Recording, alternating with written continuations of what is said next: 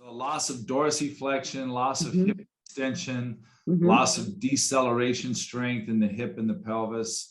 Those Mhm. are some of the leading causes that there becomes excessive stress through the knee. And as we'll talk about, the knee loses its congruency. And because it's always load bearing in the human being, we're a bipedal animal, that it takes the brunt of that wear and tear. And so, when you think going back, how do we, work on alignment and congruency and distribution of force that we talk about? If I tag on what Brent said, lack of dorsiflexion, hip extension, doing two biggies. Also, thoracic extension. We're going to add it in there, right? Yeah. Balance, the lateral line of the body. I would put those 5 right in that big category. This is a study that came out in 2017 at the Journal of Orthopedic and Sports PT. And it just showed the amount of individuals between 40 and 55 who are suffering from osteoarthritis or have symptomatic osteoarthritis. And this was the highlights as to what were the reasons. People are like, why so much? Why so much? Well, obesity is huge. And 2 out of 3 people for the knee who are obese are most likely to have knee pain, whatever that reason be. So weight management is a #1 treatment for osteoarthritis, physical activity and weight management. So we got to really work on that. So obesity. Then the history of traumatic knee injury. We've got more kids playing sports, going out early, a lot more ACL injuries, a lot more meniscal tears. An ACL injury and meniscal tear can definitely develop knee OA in their lifetime. There's a higher prevalence of that. I should never say not like 1 in 3 people for sure. And X-ray findings of OA changes as high as 50 to 90% a decade later after rupturing the ACL on an average basis. And then when we get into the hip, we're talking about femoral acetabular impingement or hip dysplasia can have a 10-fold increase of progressing potentially to hip end-stage OA within 5 to 20 years. So the high-impact sports are definitely one of the reasons that we're leading towards that. And then, of course, if you're not rehab correctly, getting your alignment back in order, maintaining, keeping the congruency in the joint, and doing all the other anti-inflammatory things you need to do, then there's a progression. So obesity, traumatic injury, and are leading some of the ways of reasons why we have an increase in this population of this age. And this totally affects the psychological well-being and work capacity of an individual. A lot of people wrote down running, that running was, sort of bad for the knees. And there is a stereotype of that out there, but I want to make it clear that it's a human right to run. It is part of human locomotion. What I will tell you is that jogging is not a human natural locomotion, but walking, running, and sprinting are normal human locomotions. Jogging was invented by Nike with a wedged heel. So that is one that does put an abnormal amount of stress through the knee. So people that sort of walk or run with a heel strike is what you'd be talking about with the jogging.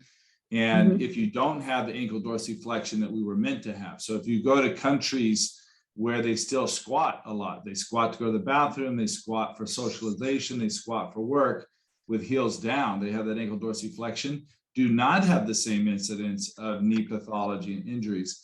And what would be an interesting study, and I've never seen anything about this, but people who play sports that have decent ankle range of motion and hip range of motion, do they end up with the same incident of ACL and meniscal tears in their knees? That'd be a very good question to find out. That people who have good distribution of force, are they less susceptible to those really severe injuries that almost 100% of them result in severe degenerative changes, like you said, a decade out? And that I certainly fall into that category, from injuries. There's a question in the chat about, is this, let me go back to that, how does this compare to other countries? And well, they're pretty close. There are some countries that are a little less than others, but I'm just going to read you in a brand new study that I read. Osteoarthritis in general is the 4th leading cause of disability in older adults, the 4th leading cause of disability in the world.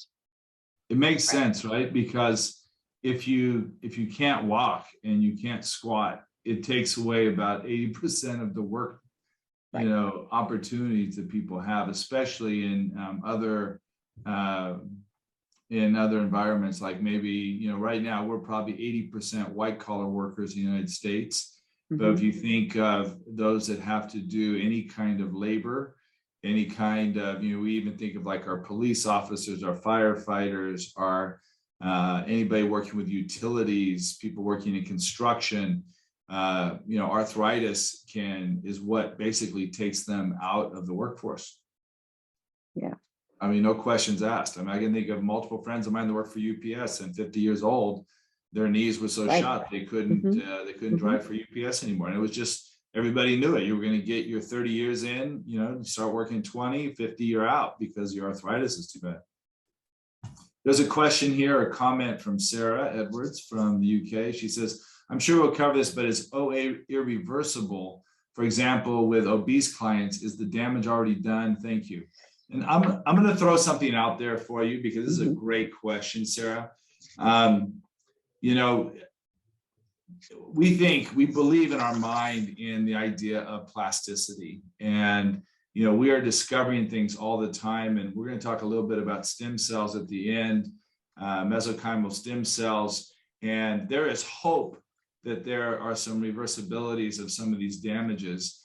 The biggest thing that I will remind everybody of is that distribution of movement can reduce the force, and obviously losing weight can reduce the force, that even an existing arthritic change can become asymptomatic and we can become functional. So as we'll talk about this, it behooves us to manage weight and to manage range of motion of surrounding joints. As Beth mentioned, also the thoracic spine has a direct relationship to knee. There's a direct, if your center of gravity is too far forward or you're walking on your heels, it's going to lose the congruence of the knee and lead to, you know, eventually some kind of wear and tear in the knee, whether it ever becomes symptomatic or not. We don't quite understand, but the wear and tear will be there.